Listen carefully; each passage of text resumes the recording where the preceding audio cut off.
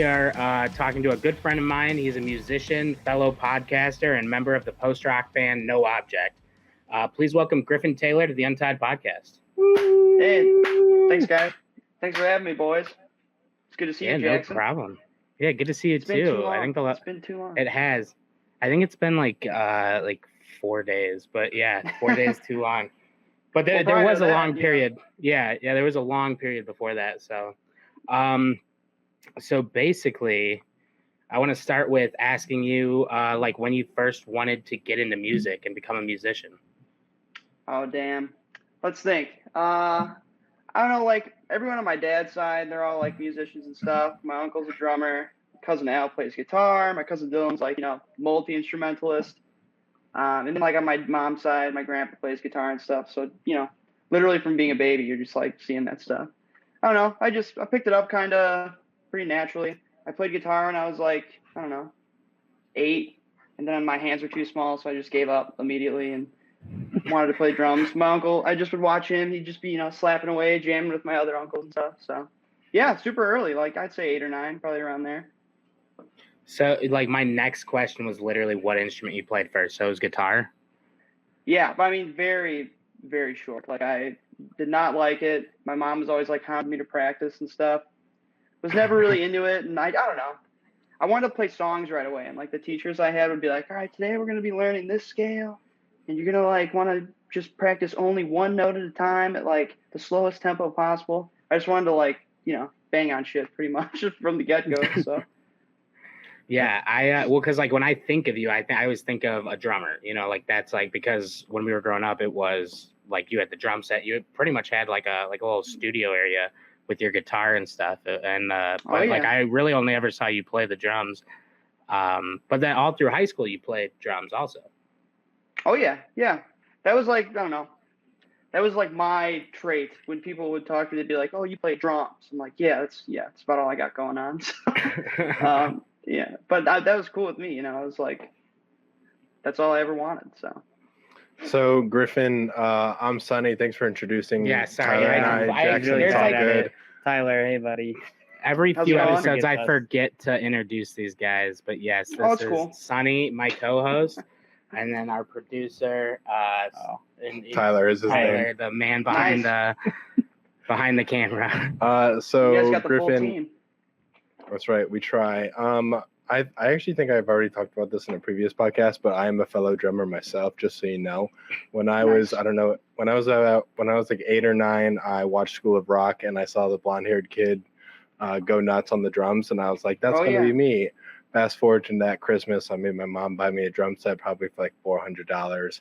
Fast forward to 4 months later, I think my dad sold it for $50 in the garage because I only played it once. So yeah, I identify myself as a fellow drummer, but obviously not as good as you or nowhere near. Hey, but, no, I'm sure you were great. I do what I can. My first question is, can you spin the drumsticks in your fingers like a madman? And B, do you do that in the middle of like your like solo performances? Like, because drum solos, the big things. Do you drum solo and then spin it? I'm gonna be honest with you, that's like my weakest aspect of being a drummer is I never got into stick tricks. Yeah, I'm serious. Some guys, like they can really just like do the craziest shit. But me, I would try. I could do the basic, twirl. I can do like a couple other ones. I was in marching band, so we have to like learn some stuff for marching band. But other than that, I'm like pretty terrible at that stuff. So if there's anything you got me beat on, I guarantee it's stick tricks for sure. I mean, it's been a while, but I'm gonna start practicing again. I'm bad at that stuff for sure. You think like being a drummer, I'd be more coordinated, but like for some reason, that's just where I fail. What age did you get your first legit drum set? Probably around like 10, I'd say. I played guitar for like maybe about a year and a half, 2 years. And then like after that, my mom got me, I think it was like a Pulse. I don't even remember the model name. It was like some like, $100 kind of like piece of shit kit, but you don't really need it to be that good at the beginning. You just need something to like warm up pretty much, Well, and were there like certain times during the day? Like, I'm guessing you had almost a curfew for drumming because you can't be up all night drumming because it's so freaking loud. Yes, but I mean, dude, I gotta admit, my parents were pretty damn chill about it. Like they would let me go pretty late. I'd always be having like friends over, jamming and stuff. My neighbors never complained either. Obviously, it's not like that now. I live in like a Chicago apartment, so it's not really as feasible. Mom, but yeah, Mom, we're just jamming. Yeah, exactly. No, you got the right idea for sure on that one. So I think I know the answer to this question, but I'm going to ask it anyway. right. Where does the inspiration for your music style come from? For drumming, I'd say I was a big Neil Peart fan when I was like really little. Rest in peace to the GOAT, Neil Peart, by the way, drummer of Rush. But The man. yeah, he was like big guy. I learned like every Led Zeppelin song when I first started taking lessons. So Bonham was another big one. That's like kind of the stereotypical answers. As I got older, I got more into like punk music and stuff. So Trey Cool, Green Day, he was a big influence. Cyrus, I think his last name is like Bolaki or something. He's the drummer of a band called Newfound Glory. Super another big influence on me. Guitar wise, I don't really know, to be honest. I'm still kind of like learning as I go with that. Obviously Green Day is a huge influence on me. That was like my childhood band growing up, but that's what I have written down. That's what I have written down next to that question. I was like, probably Green Day. Yeah, that was like my shit, like all through youth and now. So, although I have a more developed taste now, I have a more developed palate. Yeah, so Green Day and then a couple others. Yeah, for sure. But, yeah. So you would say that like Green Day is your favorite musical group, or do you have like a different like that has like developed into your new one? They obviously hold like a special place in my heart, but I don't listen to them as much as I once did. Lately, I've been into bands kind of like they're smaller. Cloud Nothings. They're kind of like a proto post-punky style band from Ohio. This band called Basement. They're kind of like a grunge revival band from the UK. This band called Enter Shikari. I don't even know how to describe their sound. They mix like EDM with like hardcore. So I'm a little all over the place in that regard. I don't really listen to like famous bands as much as I should. I'm kind of like on the underground a little bit still, but I don't know. I go on kicks. Like I was really on a Smashing Pumpkins craze for a while there. Lately I've been like doing Weezer just because I don't know. I just go in phases, Yeah, but who doesn't love Weezer? Yeah, I mean, come on. The Blue Album, get the fuck out of here. It's the best album of all time. Well, I don't know. Top 5, maybe top 5. Yeah, top 5. I mean, there's the White Album by the Beatles. That's got to be probably like, what would you say is the greatest album of all time? Like, wait, like. Okay, I wouldn't say greatest about. That's a lot of pressure. How about your Mount Rushmore of albums, for you personally? Is it 4 or 5 Mount Rushmore? I can't remember. 4. I'm a bad citizen. Top 4 albums of all time. I gotta say, I'd put Tommy by The Who on one of them. Maybe I gotta say Dookie, obviously Green Day fan. That's just like a given.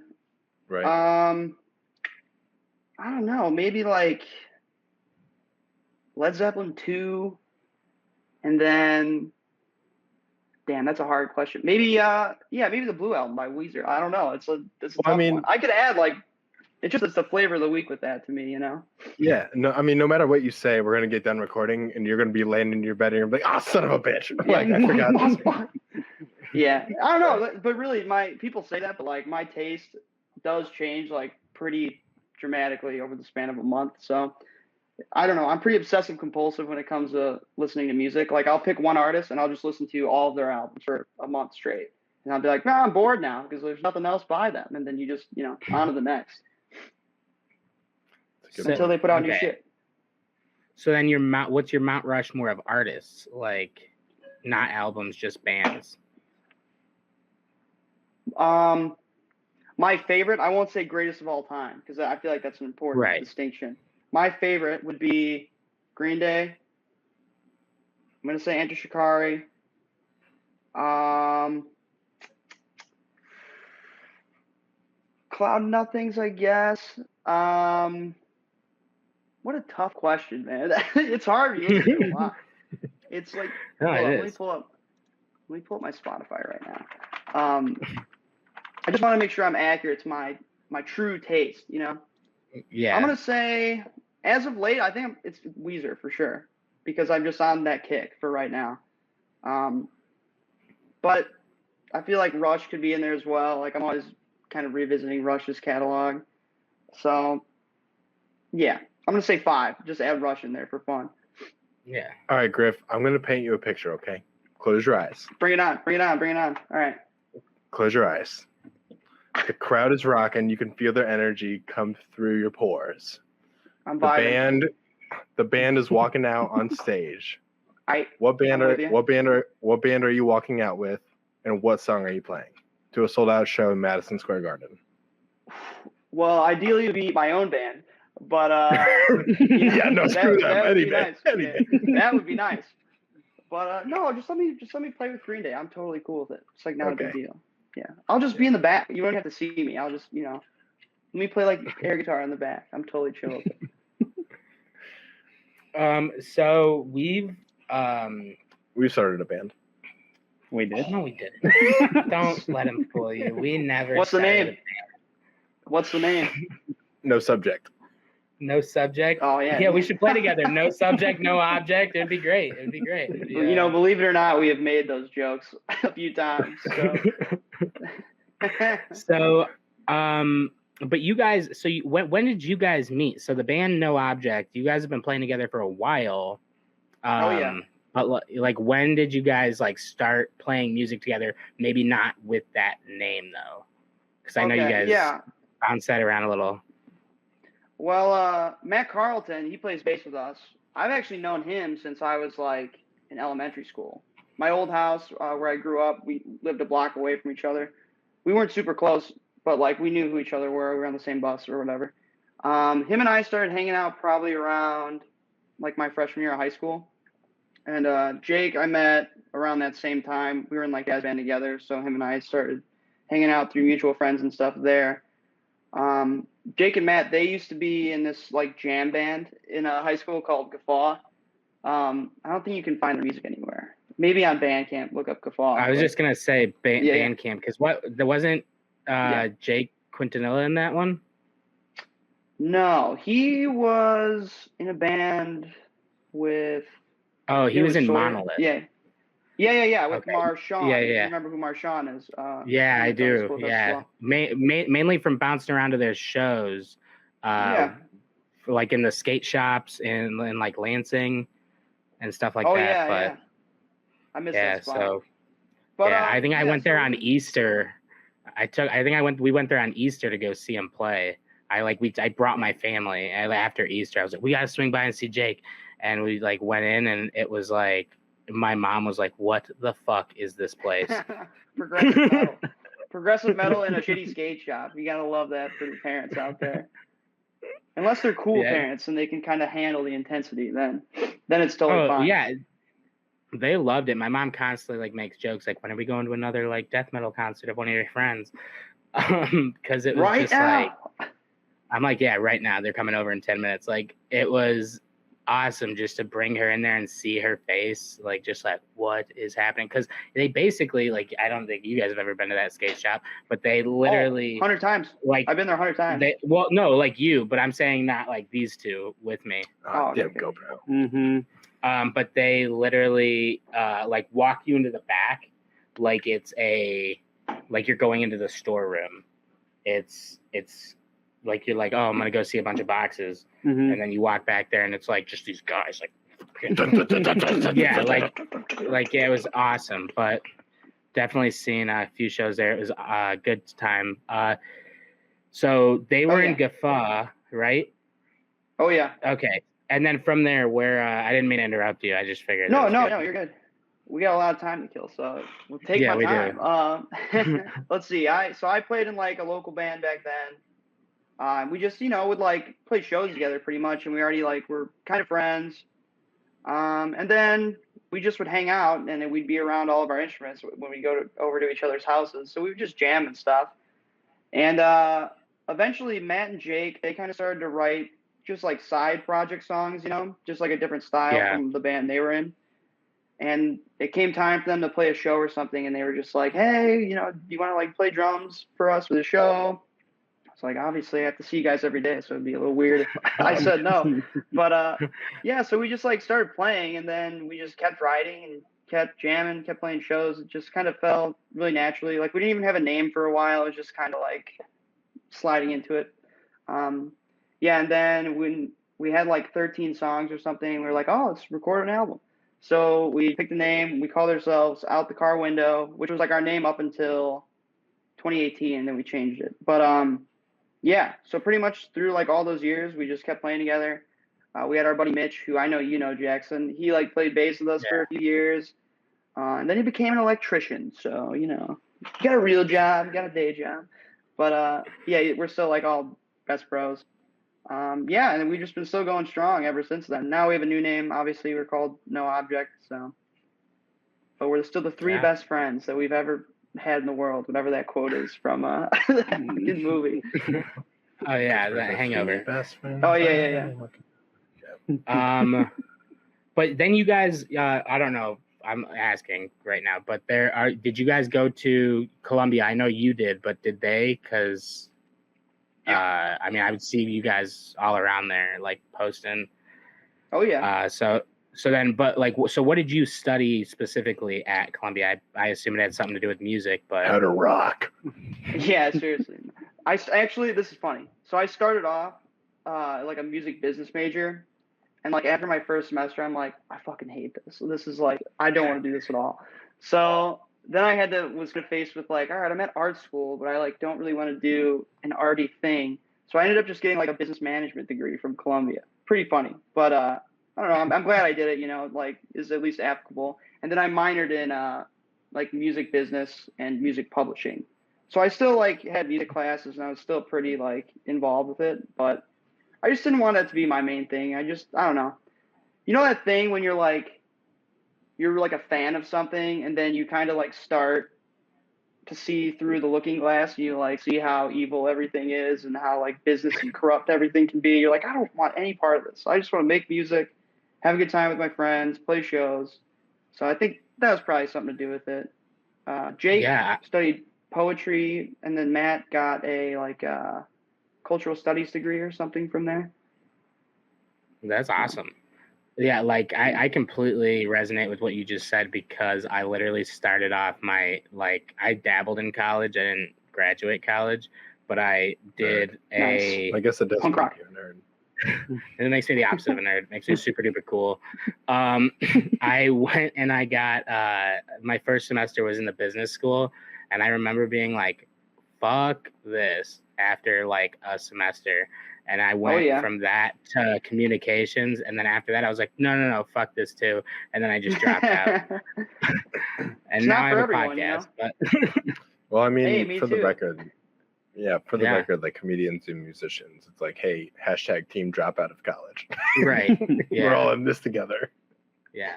But again, it's that the fact that like, oh, the business side of it kind of corrupts the like love of just doing it and like doing the art and like having fun with your friends and doing shows and things like that, like you said.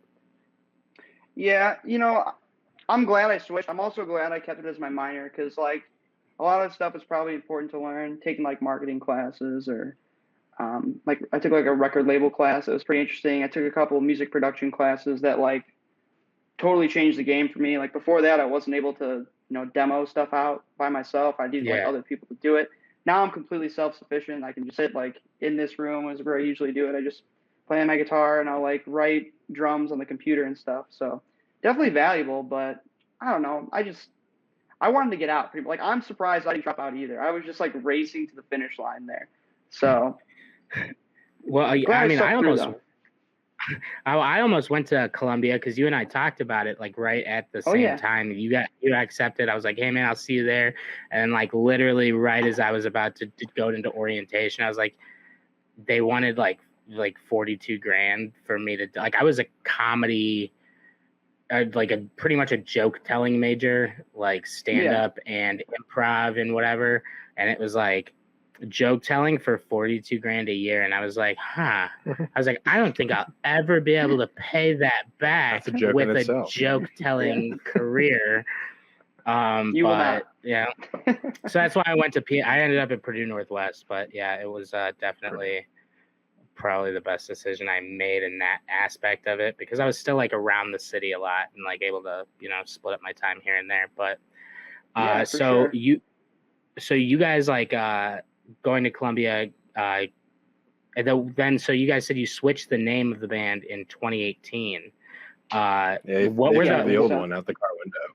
I liked Out the Car Window. I thought it was a cool name. I liked No Object though. So I like it. Yeah. but what were the runner-ups?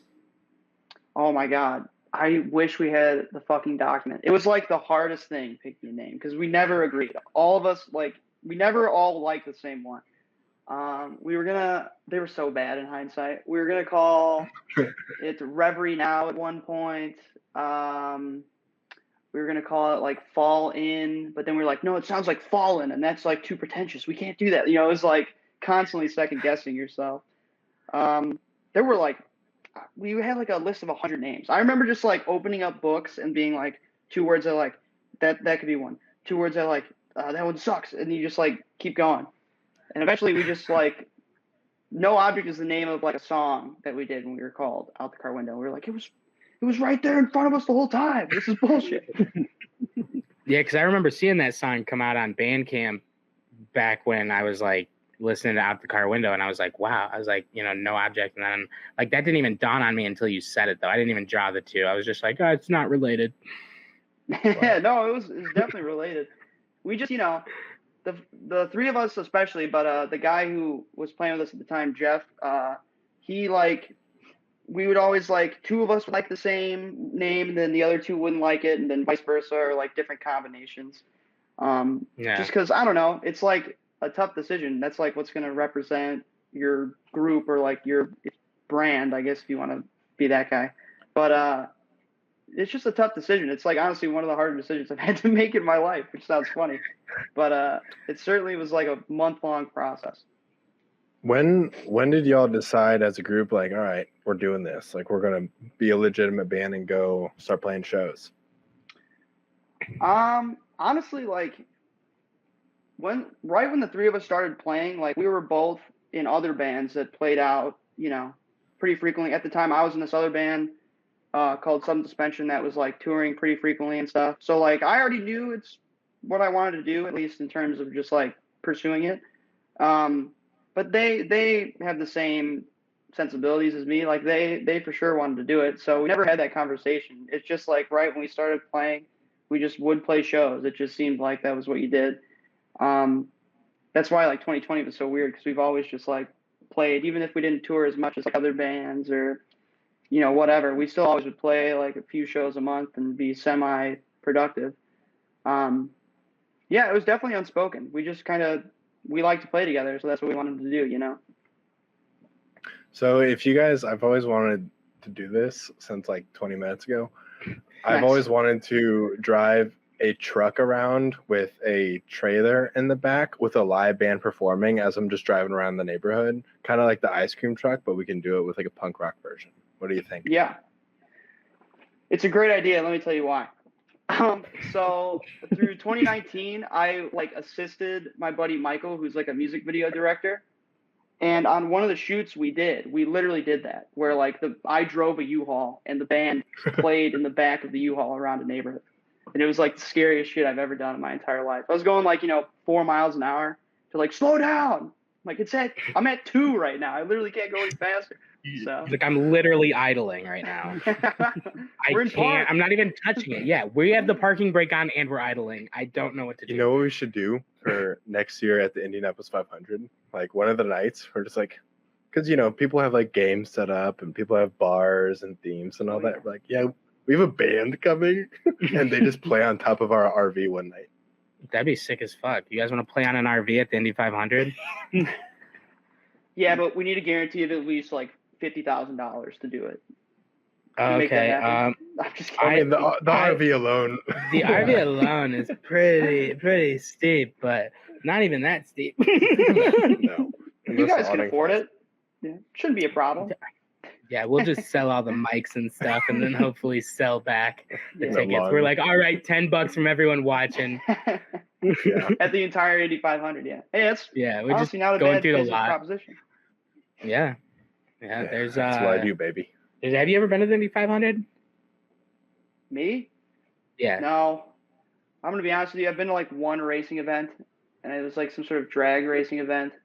I don't even really know what it was, but that was like it was over 10 years ago or something. So I would like to go. I understand that it is a racing event because it is the Indy 500, but to me, it's like not. I don't ever It's think not of it as a racing event. Like, I'm like, it's a literally- 4-day party, and then you got to sit through a 3-hour race. That's the price of admission. The Is race like you feels sit through a punishment. 3-hour race, like one of the loudest races you'll ever sit through, just hungover as fuck. And you're like, oh, every time they go past, and you're like by day 4, I was like, I am not putting any beer in my cooler for the race. I was like, it is all water. Well, and twisted teas. Yeah. No, I'm sure it's a blast. I'm sure it'd be awesome to do. I just had never had to go. But Jackson, if you're going next year, maybe you invite me. Maybe you invite me along. Maybe I go. Yeah. Yeah, I'll hit you up. We'll I'll hit you up, and we'll definitely have a stage for you. Griff, I was hoping you, as a drummer, could rate from least important to most important all the drums and cymbals on a drum set. Oh, okay. All right. Yeah. Good luck. Least important to most important. Okay, least important, I'm gonna say high tom. Whatever your high toms are, you don't Can you explain to the uneducated folks in the room? You don't know what the fuck a high tom is either. All right. Don't look at me like that. I'm seeing if I have like a visual or something I could refer to. Pretty much like on a drum set, there's like the drum that's right in front of you. That's the snare drum. That's going to be most important probably, or the kick drum. Then there's like a drum called a tom, which is going to be right above that, which is like a lower timbre pretty much. And there's different sizes of them.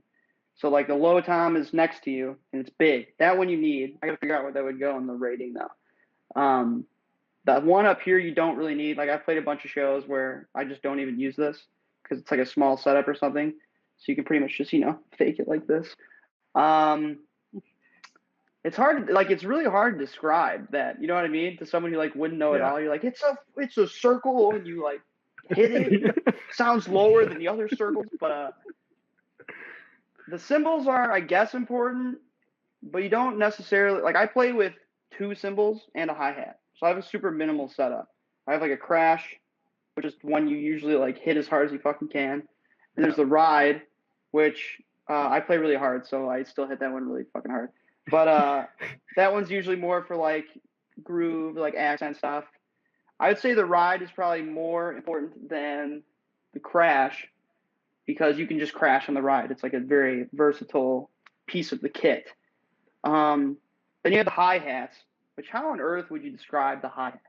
It's 2 cymbals that are clamped together. Oh, you step on it, right? You step on it to clamp them together. So they're doing this motion. Okay. Those are important depending on the genre, I guess. Some of our older stuff is more rock or fast paced. So I would just crash a lot of the time. But if you're playing funkier, John Mayer style shit, that's going to be more important to you. Top 3 important things though, I'm going to say are kick, snare, and ride cymbal. But that would be debated in the community, obviously, So in a punk rock band and playing so aggressively, how often do you have to replace your cymbals and or a drum? Once a year or per year? Dude, people are like, why do you break so much shit? It's because I just play so hard. So I always crack cymbals. On my kit at my house right now, I have my bottom cymbal on my hi-hat is cracked. So I have a chip that I cut out. My crash cymbal is cracked. And then I want to say my ride just got a really tiny crack in it the other day. So every few months I have to replace something usually. It's pretty aggressive. And you'll talk to other drummers and be like, my uncle, for instance, he's like, I've never broken a cymbal in my entire life. I break 3 or 4 a year. I don't understand how. Are you even? You don't rock as hard as me, Uncle. Sorry. Yeah. He doesn't. I play way harder, and he's more Groove City. So. Gotcha. Just a stylistic choice, though. Gotcha. So you guys have been actually, I don't know how I want to do this. because there's one thing I want to hit, but I want to hit it closer to when we talk about the album. No pun intended. Get it? Hit. Yeah, hit. Yeah. But there is. I probably did that wrong. I probably did this wrong. He probably. That's fine. But Wait, I have a question. You can think about your question. all right. So when I can feel it coming in the air tonight. So as a drummer, you know that drum. Like, do, do, do, do, do, do. Does it drive you crazy when you see? Yeah, does it drive you crazy when you see people do it offbeat? And you're like, what are you doing? You're not even a drummer, dude. That doesn't bother me as much because I'm just glad that they're stoked for the fill. Because like even drummers, when they hear that fill, they're just like, yeah, here it's coming, man. It's fucking coming. But I'll tell you what does make me really upset is the movie like Whiplash, or anytime there's like drums in a movie or something, I'm like, it's all wrong. It's all wrong. They don't understand it all. Your hands don't bleed like that. You know, shit like that just drives me crazy. Like Drumline? Oh yeah, that movie, not accurate at all. Okay, I was on Like, Drumline, not accurate. Why was it, or like why is it not accurate? Like how can say it like you're speaking to a fifth grader why that movie is false? I haven't seen that movie in a long time, so I might not be able to remember like as many specific examples. But like, what's a common mistake, I guess, in like drum movies that the way the kit is set up is usually like insane if they're not having like a real drummer play it. Like the hi-hat is like 10 feet away from the rest of the kit, or like the toms are like inverted in like a very stupid way. Or like you can tell like when the guy is playing, it's like completely off. Obviously no one else would ever notice that, but I don't know. People notice that stuff if you're doing the same thing as them in real life. So like people are playing really softly, or it just looks very like they're not trying at all to fake it. The only movie that gets it like kind of right is The Rocker. I don't know if you've ever seen that movie with Rainn Wilson, Dwight Schrute. I thought you were gonna say School of Rock, to be honest. Well, School of Rock, because they're all playing too. You know, like they do get it right. Yeah. But The Rocker is another good example. No, don't get me wrong. I love School of Rock. They get it right for sure. But I just remember like distinctly seeing The Rocker and being like, hey, they're kind of getting it right. It looks like mostly correct. So I had to give him props. That's also like one of my favorite movies for sure. I'm trying to think if there's any other like, in Whiplash, the guy's hands are like always bleeding and stuff. And I'm just like, now if you really are as practiced as you are, you should have like the correct technique, and the callus is built up to where that wouldn't be happening all the time. Glaring plot hole for me that doesn't matter to like anybody else. So I recognize that it's like a stupid thought, but I do notice it. You know, I do pick up on those things for sure. Gotcha. Do you remember your question? Yeah. So, well, actually, now that you said that, I do want to ask what your favorite movie of all time is. The Rocker. No, not like, The Rock. like not. It has not like take music out of the equation. What's your favorite movie of all time? I don't probably like The Dark Knight. That's like one of my faves for sure. I've seen that movie like 1,000 times. Yeah. Which one? The Dark Knight. The Dark Knight, the second one. Heath Ledger. Yeah, that's Joker. The Joker. What's the one with Bane called? The Dark Knight Rises. Then don't look at me like I'm stupid when I ask which one. The Dark Knight Rises. It's a different fucking movie. They're both The Dark Knight. Dark Knight Rises versus Dark Knight. It's different. You're a Dark Knight. He's got you there. Okay, Whoa. He's got you there. Hey, don't use that tone with me, mister. Where is she? Where are the drugs? Yeah, so Griff, you actually went for Halloween as like that's one of my memories of like our childhood is that you went as Two-Face one year, and you actually did all the like special effects makeup as really? Two-Face. I don't even Yeah, remember. I'm almost positive that was like 4th grade. Yeah, no, that's why I don't remember, because it's like a trillion years ago now. So, but no, I do remember that vaguely. I always would go as like Batman. I went as like Harry Potter like 3 years in a row. You know, I wasn't very creative with my Halloween game, but I made it happen. Okay, we trick or treated in Jackson. You remember how good I was at Halloween? Yeah, no, there was one year because they like I lived in like an older neighborhood that like you guys have seen my house, but they actually all of you guys have seen my house, but but there is like they were in like a newer subdivision right by the new middle school that went up, and it was just like they were like, yeah, man, come here. There's full-size candy bars and shit, like on every I corner. mean, that's what you got to do. And I was like, all right. And I was like, Mom, you got to drop me off at Griffin's house. We're all going trick-or-treating. And I don't even know what I went as. But Probably yourself. it was great. Yeah, I was just like, look at that. I'm like, look at that. I'm a comedian I'm me. eventually. I mean, Griff, you're a big Harry Potter fan, I'm guessing, since you went as him 3 years in a row. Yeah. I'm still like when I was growing up, I was super into that shit. I still like it, but I'm more of a Star Wars nut now for sure. Oh, Star Wars. Okay, I can talk both not. Here we go. Well, I'm not the person to talk about either with because I haven't seen. Actually, no, I've seen the first Harry Potter because I was like, I'm going to watch all of them, and then I just watched the first one, and I never got to watch. Well, I never First watched one's the the other best ones. one. So. Really? First one is the best. Oh God. Okay, which is better, Harry Potter or Star Wars? Ooh, now I'm gonna say Star Wars, 100%. Even though like the movies are more corny, I prefer them. But like if you were to ask me 10 years ago, I would have said Harry Potter for sure. That was like my childhood shit.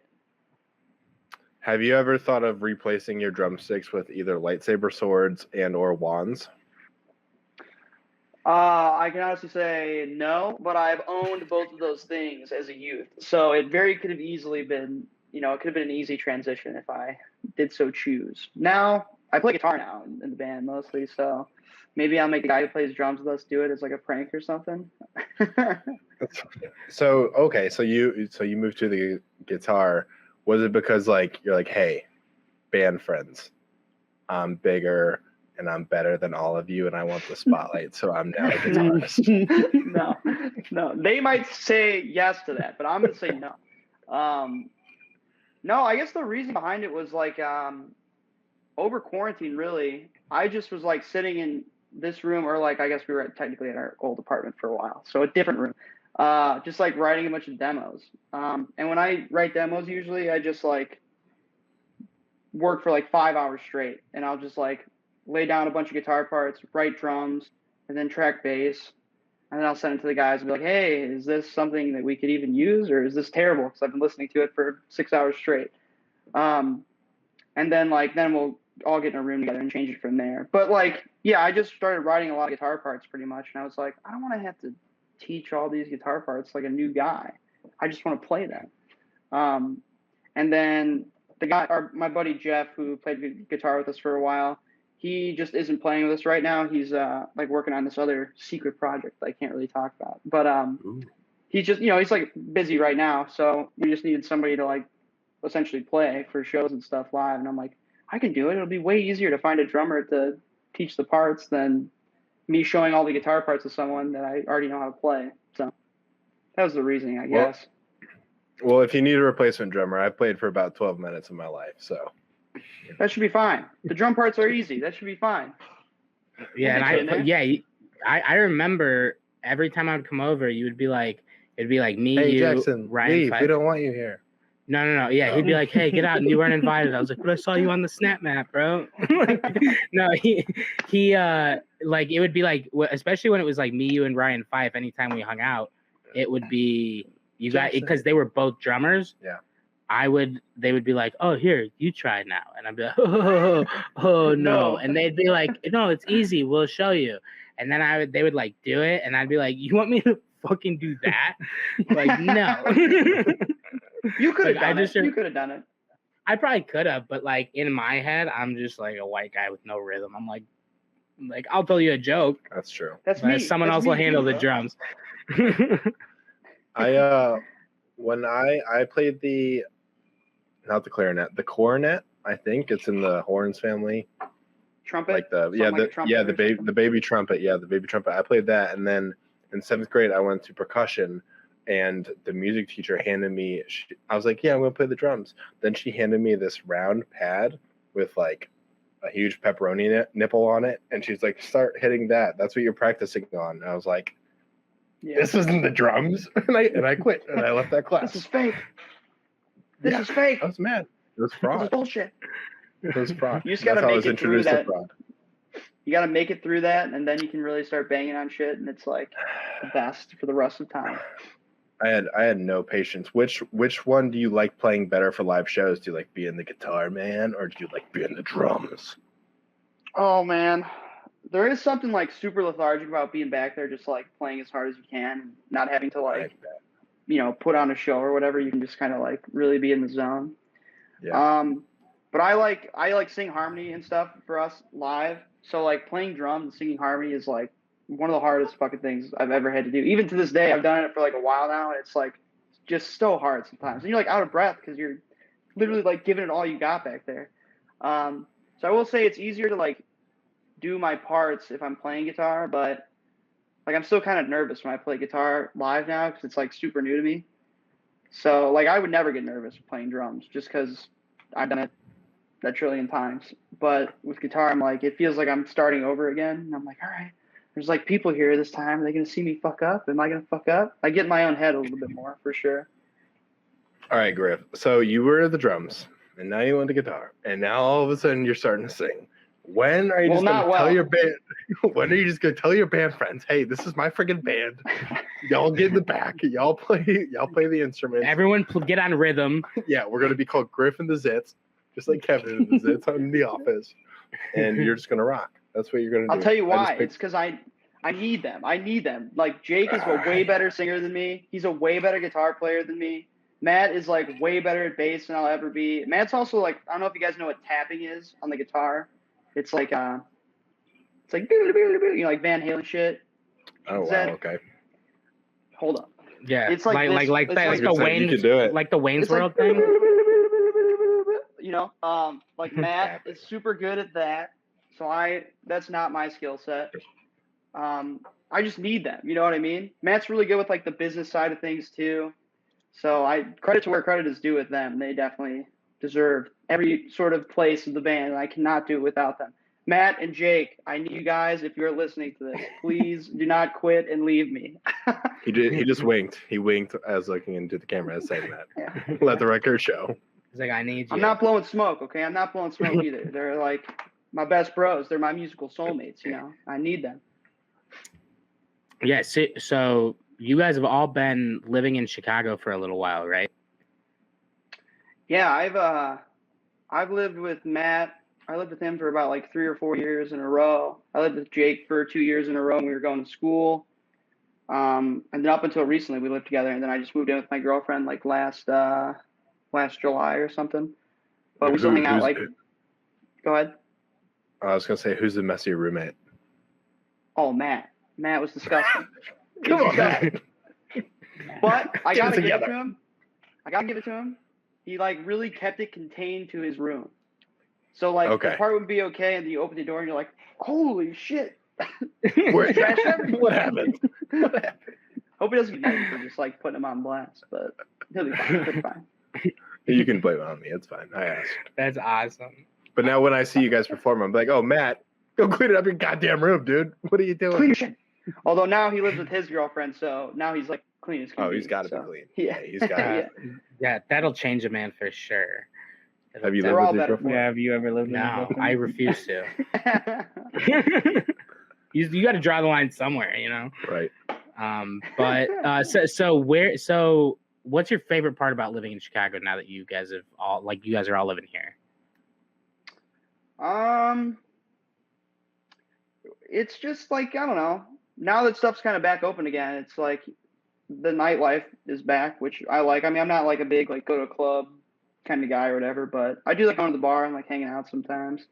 There is a lot to do compared to like, I don't know, if you go down to Indianapolis or something, that city's just like dead all the time. But I don't know, unless there's any Indy fans in here, then I love it. I'm just kidding. But it's the best city on earth. It's better than New York.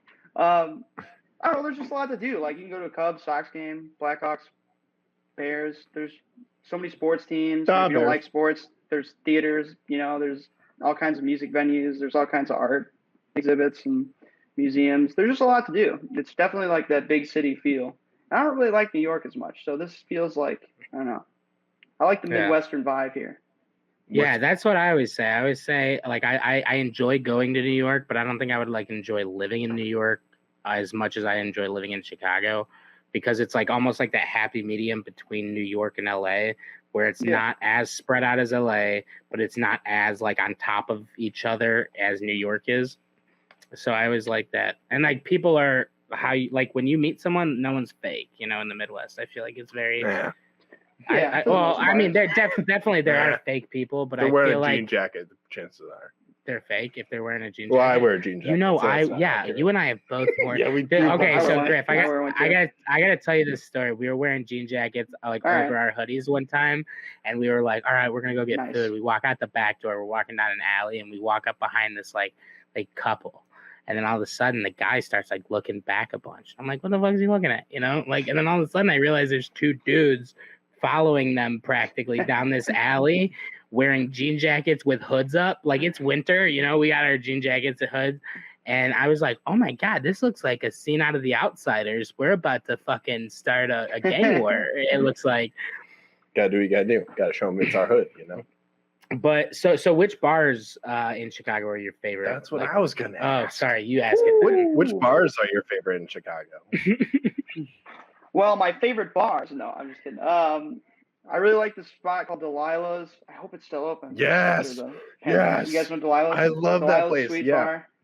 Yeah, actually, no. I heard they died, but I think they're back. Not even kidding. Oh, thank God. I haven't been there since things have reopened. But Cool bar. I need to go back for sure because that's like we'd go there all the time. I used to live on Newport and Clark. You guys know those cross streets. So there's this bar called Nice over there that was like kind of a neighborhood. Nice Lounge. More chill bar. Yeah. I would go there all the time. They have the Greystone huge too, right? Yep. Oh yeah. Yeah, we live right by there.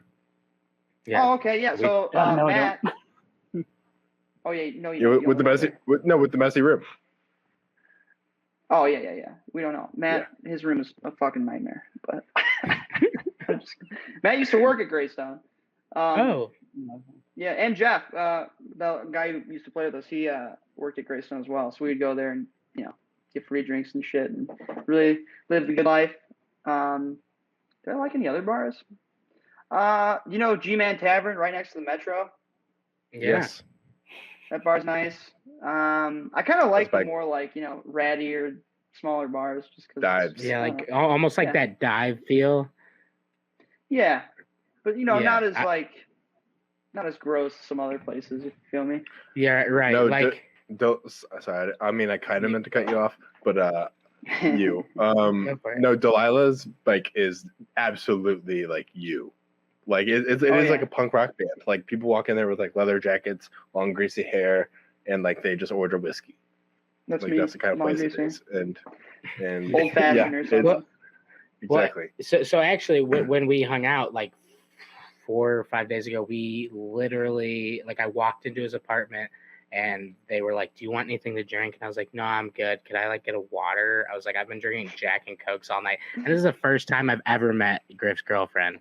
And she literally was like, "Jesus Christ, you are one of Griffin's friends. You were drinking Jack and Cokes all night." And I was like, "Yep." That's my shit. Like, but like we haven't seen each other since like we've been able to drink. So it's like I didn't know that he was a big Jack and Coke guy. I just love putting poison in my body. Same. I'm doing it right now with the the classic. I think I'm out right now, but I'm gonna try and get some more out of this. Yeah, just have 10 more. It should be fine. Yeah, I mean it's just bourbon. I mean it's oh no! Wow. Yeah, you're out. It literally dripped like one drop. Better fitness. Spilling everywhere. Party foul, bro. Yeah, but it was so you guys have been playing around Chicago for a while. You guys have been living in Chicago for a while. Oh yeah. You guys bounce around to bars. When was the last time you guys played in front of an audience as a band, the No Object? Oh, we just played 2 weeks ago, a week ago. We played in Rensselaer, Indiana, of all places. Oh my God. Where? Yeah, super weird. Exactly. Yeah. Rent a deer? Rensselaer. Rensselaer. And it's not spelled how you, well, I don't know if it's spelled how you Do you know how to but spell it? No, but it's just not, it's never how I think it's going to be. I'm trying to remember how to spell it. Yeah, but so we played like a couple weeks ago. And it was great. Like I thought, I don't know if there's gonna be a lot of people. We're kind of playing in the middle of nowhere, but it ended up being like packed house, and we had a bunch of friends come out and stuff, so it was a good time.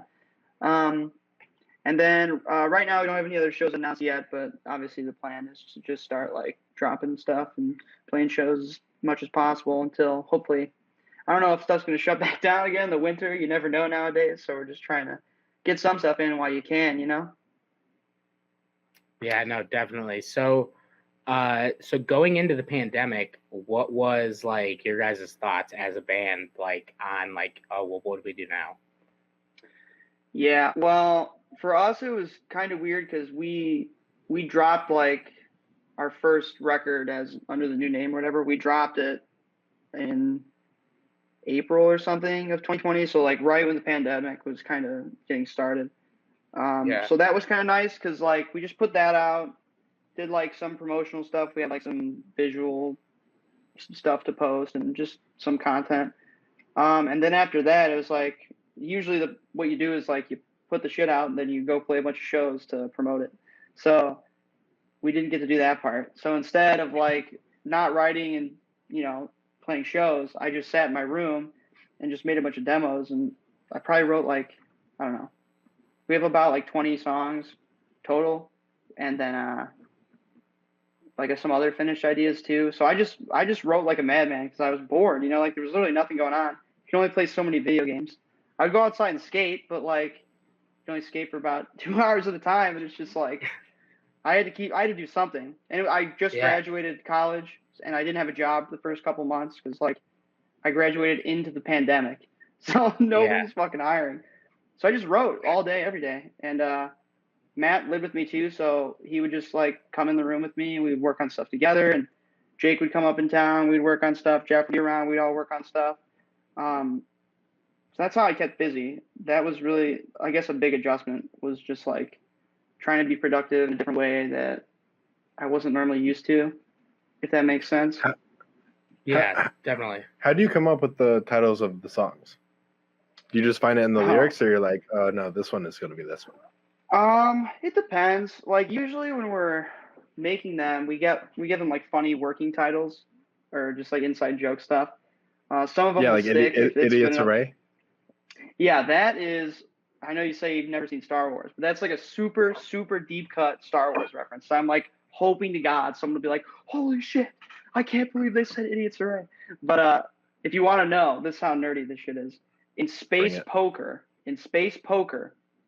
a winning hand is called an Idiot's Array. But it doesn't have anything to do with the lyrics, but I just thought it was like a cool name and it's kind of funny. And any excuse for me to get my interests more and more into the songs. And then, like by and large, it's usually just the lyrics. Like Jake writes most of the lyrics, so after he finishes them, he'll just like send them to us, and we'll all look through and just see if anything sticks or like what the meaning is or something. So that was actually my next question was that you guys have a bunch of, well, you guys have a new EP coming out called Open Closure. Oh yeah. And that that's getting released this fall, right? Yeah, early fall. We're recording this kind of far in advance, so we don't have a specific date like quite ironed out yet, but I'm sure that'll be in whatever description or whatever. Oh yeah. Wherever you get that information will be in there. Yeah, it'll be in the description. The link and everything will be in the description, so you guys can go listen to that right now after you finish this episode. So so that'll be coming out. It's like 5 tracks, 5 of the best ones we thought. Yeah, and Idiot's Array I think is my favorite, and like you and I got to talk about that a little the other night. Was that like deep cut reference into Star Wars. And then you and I talked a little bit about Star Wars, and I know that you have like one of the movie posters in your apartment, but which movie is your favorite Star Wars movie of all time? Oh my God. It goes back and forth. It's either Empire Strikes Back or Revenge of the Sith, probably. Those were like the two best. Revenge of the Sith is one of the best ones that like I would say came out like in our era of growing up. Right. But because like Attack of the Clones and Phantom Menace were garbage. Right. But right. but Empire Strikes Back is like everyone's like pick for the greatest of all time, especially if you go back Yeah. to like the early like 70s Star Wars people for sure. that are like, oh my god, Yeah, like I fucking love crazy. this shit. Oh yeah, man. Like it's just like there was like Empire, dude. Like don't waste time with A New Hope. the Well, I mean, fucking best. A New Hope is a great movie, but like but definitely Empire is. I know Yeah, that you're not yeah. like my co-host is not super duper into Star Wars. What do you mean? No time like the speak for present. No yourself. time like the present. Yeah, That's right. Maybe I'll go home tonight. Let's watch all of them. yeah. Go on Start Disney binging, Plus. man. They're all there. Oh, they do have Disney Start Plus, binging so I hard. could watch Star Wars. You could do it. Anything is possible. Anything is possible, man. Don't sell yourself short. But you and I talked about a little bit of the dislike for the newer movies. Yes. Like, just kind of like, like take them or leave them sort of deal. What's your biggest complaint with the new additions to the franchise, and where do you think that leaves the franchise, and where do you think they're going to go from there? My biggest complaint is that they did not know what the fuck they were doing. If you want my, honest answer, it came out that they just like were making it up as they went along. You can totally tell because it just like doesn't make any sense. But like even it doesn't make any more sense. Even though the other ones are like that, they at least have like a where it's gonna go, or they like it makes a semblance of sense. But the new ones, they're just so all over the place that you don't even like. Nothing is satisfying to watch. Like everything subverts your expectations in a way that is just disappointing. At least to me. I mean, a lot of people like those movies, but I just like. I don't mind was them. Super disappointed. Yeah. But we gotta think too. Again, I'm a huge fan, so obviously my expectations are going to be different than like a casual fan or something. But right. I just remember being like, they're going to do all this cool shit, and then none of it happened. It just like was all different.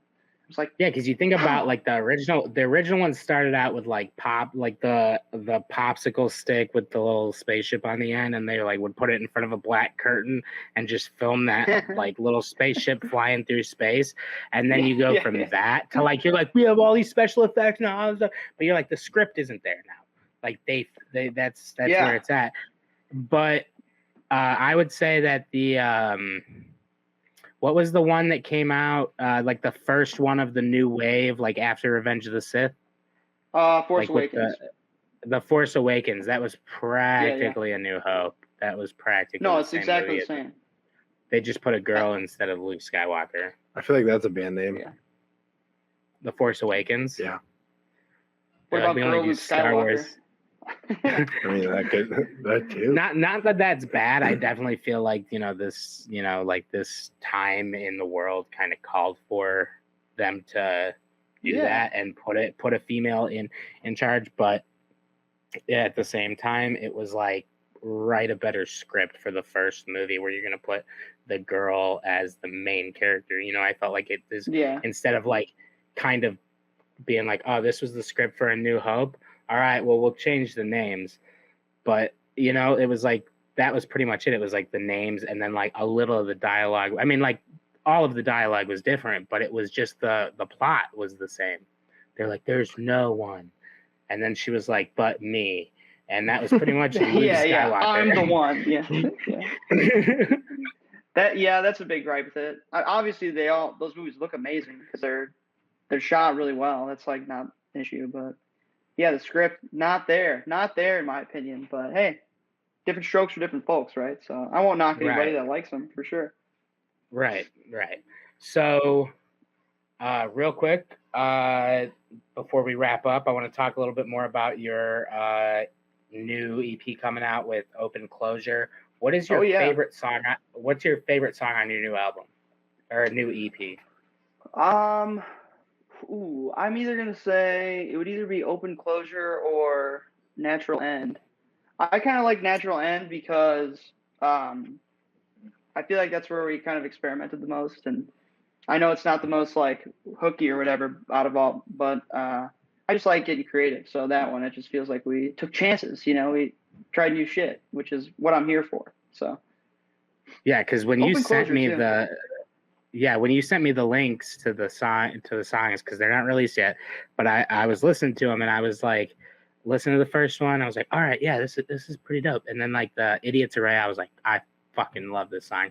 And Oh, then hell yeah. after that, I was like, these are like around the same vibe as the first two, you know, like they're like a different, you know, like like around the same feel as the first two. Yeah. But then I got to Natural End and I was like, oh, I'm like, they're doing, they're like, there was definitely, it had a like slight different feel. And it was just like, it felt like, you know, like experimental with new shit. So I was definitely excited to see, you know, just when that comes out and, you know, what happens with that and all that. So where can the people get it once it's released? I'm going to let you tell them so I don't fuck it up.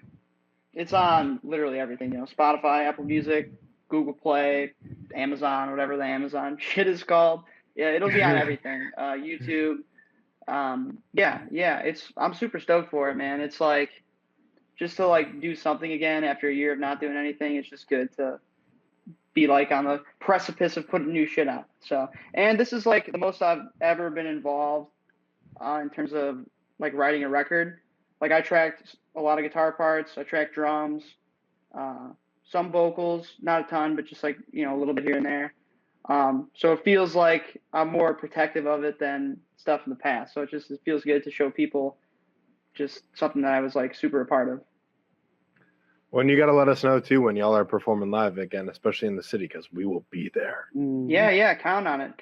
Hopefully, as you know, pending everything stays Gucci, as they say in Chicago. Right. So that's the plan as of right now. Right. Well, dude, it was fun talking to you, and I appreciate you coming on. It was great meeting you. Yeah. Thanks for having me, guys. I appreciate it. Love the show, by the way. I'm definitely a viewer. So. All right. So real quick before we let him go, if you want to follow Griffin, that is in the description. If you want to check out the band No Object, that is also in the description, and also links to their new releases will be in the description as well. So make sure to give that a look and listen. And then wherever you can find this music, his new releases, you can also check out new episodes of the Untied podcast. So make sure to check those out and make sure to click those subscribe and notify button. Thank you so much, Griffin, for joining us on the Untied podcast. And we definitely look forward to the release and next show because we want to see you guys live in Chicago. Yeah, for sure. I'll hit you guys up for sure. Appreciate it. All right. Well, thank you again for coming on, and we will see you soon. Just remember to keep rocking. Rock on, brother. Yeah. Thanks, guys. Good talking to you.